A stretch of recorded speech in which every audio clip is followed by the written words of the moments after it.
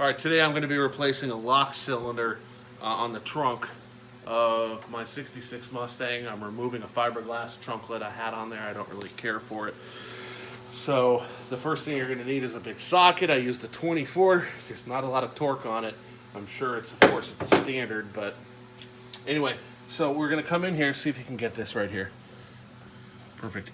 Okay, so once you loosen the nut, this is the order it comes off, large nut. Okay, then you're gonna have a large washer, okay, and then this is gonna come off from the inside, okay, and then the lock cylinder comes out with a gasket. All right, now let me show you how the reassembly goes. Basically, you know, of course, you're gonna have your gasket that's gonna go on the trunk lid, and make sure you get it orientated the right way. Okay, and then that's gonna go on. Pretty self-explanatory. This goes on, okay, and it will push flush like that. This is how it's installed in there, like that and like that. Okay, let's come over here. So now with this, on the assembly part, this goes in first, okay, like that. Obviously you can't pull it out of here because it's flanged.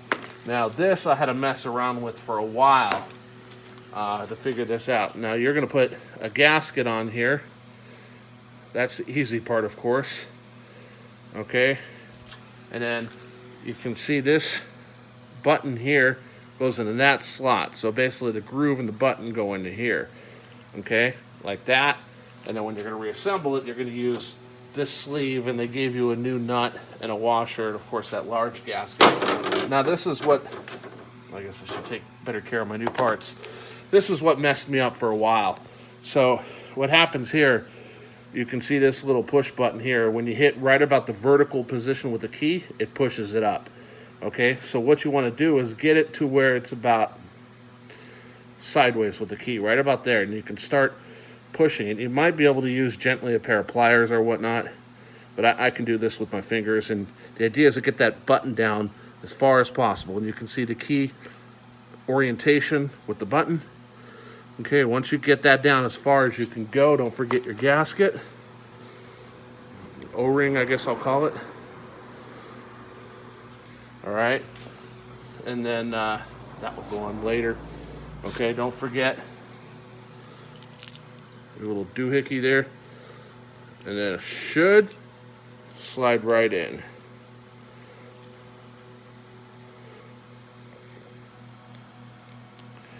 See, it goes in most of the way.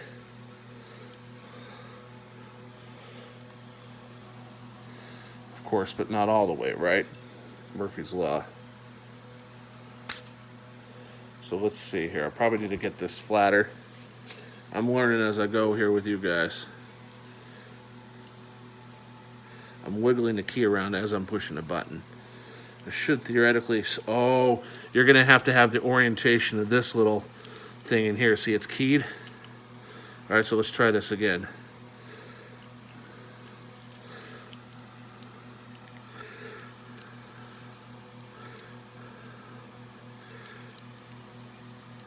Okay, it's keyed properly.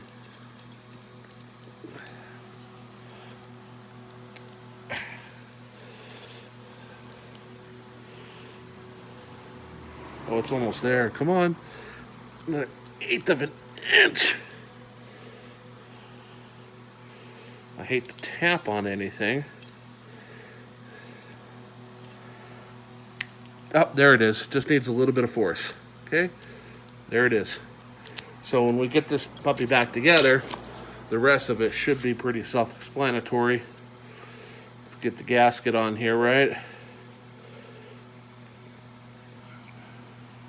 And then you don't really need to see me run a gasket and a sleeve down here. We're gonna put that back into there. Okay, I'm not gonna do it all. Beautiful. Sorry, it's not a show car, it's a street car. So when the assembly goes back together, all right, with the gasket, this is gonna go into here.